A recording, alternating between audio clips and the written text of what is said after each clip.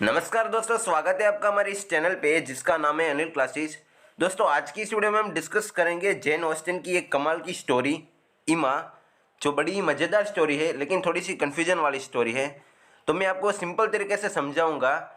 कहानी शुरू करते पहले हम जो कहानी के मेन कैरेक्टर है उसके बारे में बात करते हैं। तो इस कहानी का जो मेन कैरेक्टर है जिसका नाम है एमा, वो यह कहानी की एक ब्यूटीफुल इंटेलिजेंट लड़की है जिसकी मदर की डेथ हो चुकी है। उसे उसके गवर्नेंस ने पाला है।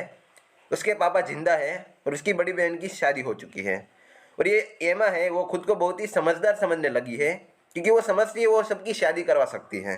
दूसरा इस कहानी का कैरेक्टर है मिस्टर जॉर्ज नाइटली, और ये इमा की सिस्टर का ब्रदर इन लॉ है।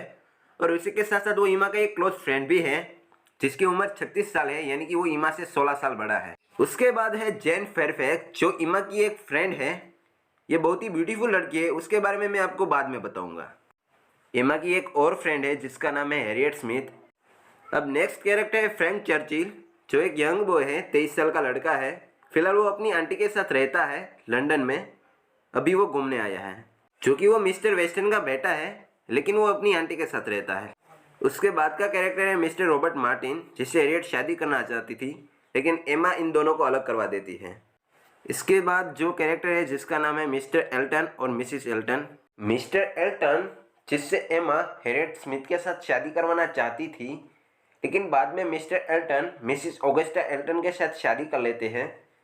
उसके पास पैसा तो बहुत है लेकिन मैनर्स नहीं है। ठीक है, तो अभी हम कहानी शुरू करते हैं। कहानी शुरू होती है एक ब्यूटीफुल इंटेलिजेंट लड़की से जिसका नाम है एमा, जो खुद को बड़ी समझदार और इंटेलिजेंट समझती है। और वो ऐसा मानती है कि वो सबकी शादी करवा सकती है। और वो ऐसा क्यों मानती है, उसे क्यों ऐसा लग रहा है कि वो सबकी शादी करवा सकती है, उसका भी एक रीज़न है। क्योंकि ये जो एमा है, उसकी जो गवर्नेंस थी, उसको उसने मिस्टर वेस्टन से इंट्रोड्यूस करवाया और बाद में उसकी शादी भी करवाई। इसलिए वो अपने आप को खुद ज़्यादा ही समझदार समझने लगी थी और वो ऐसा मानती थी कि वो सबकी शादी करवा सकती है।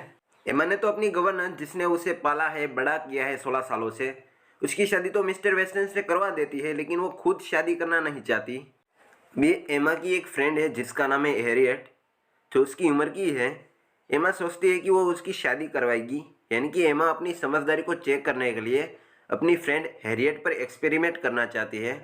और बाद में एमा हैरियट को कहती है कि तुम एक ब्यूटीफुल लड़की हो, समझदार लड़की हो, इसलिए तुम एक समझदार लड़के को डिजर्व करती हो।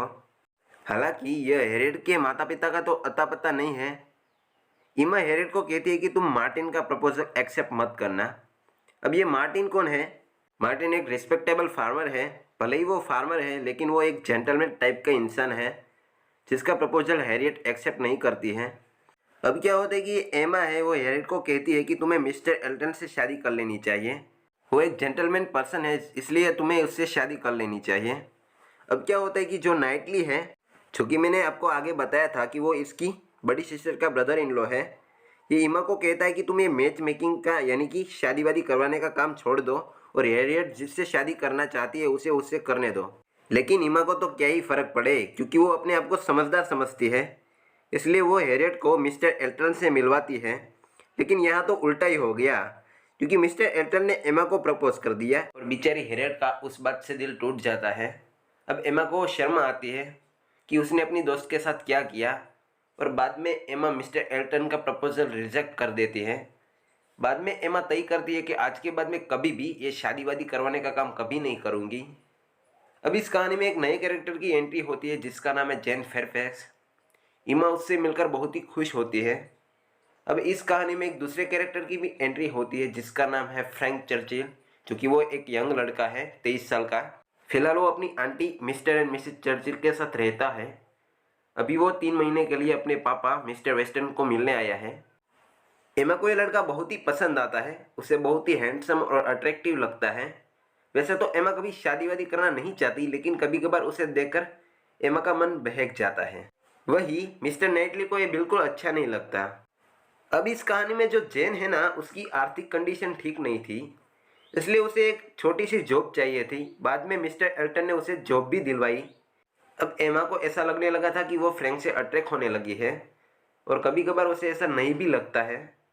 दोस्तों, जैसे कि मैंने आपको बताया था कि एमा को फ्रैंक पसंद आने लगा है, लेकिन वो ऐसा सोचती है कि फ्रैंक वो उसके लिए नहीं बना, लेकिन उसकी जो फ्रेंड है ना हैरियट, उसके लिए बना है। भाई एमा की गवर्नेंस को लगता है कि नाइटली, जो कि वो एमा की बड़ी सिस्टर का ब्रदर इन लॉ है, इसलिए वो ऐसा सोचती है कि वो नाइटली और जेन इन दोनों की मैच कैसी रहेगी। तब एमा मना कर देती है क्योंकि एमा चाहती है कि फ्रैंक और हैरियट की शादी हो।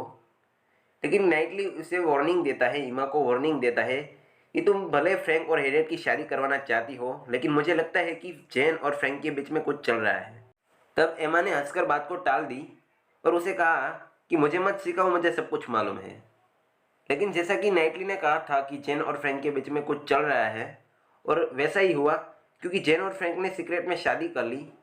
अब क्या होती कि ये बात सुनकर मिस्टर फ्रैंक की जो आंटी थी वो तो शॉक में ही आ गई। उस रीजन की वजह से फ्रैंक और जेन के बीच में लड़ाई भी हुई थी, इसलिए जेन अपनी जॉब करने के लिए वापस चली जाती है, लेकिन बाद में दोनों एक हो जाते हैं। तो यहाँ तो जेन और फ्रैंक का चैप्टर होता है क्लोज। लेकिन एमा जो सोच रही थी कि वो हैरियट की शादी फ्रैंक से करवाएगी, ऐसा तो नहीं हुआ।